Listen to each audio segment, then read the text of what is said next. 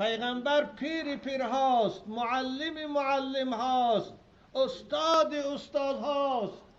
ما شما را ورد میتیا، وظیفه میتیا.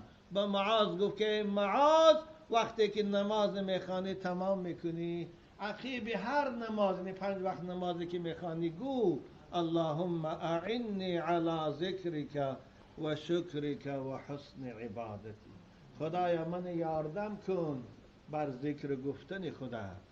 خدایا من یاردم کن به عبادت خوب کردنت. خدایا من توفیق ده که در نعمتهای دادگیت شکر کنم. همین ذکر گفتن ترک نکن. تو همراه من در جنتی. بنابراین قومای عزیز، بچه های زیبا، شما هم این تعلیم پیغمبرتان فراموش نکنید.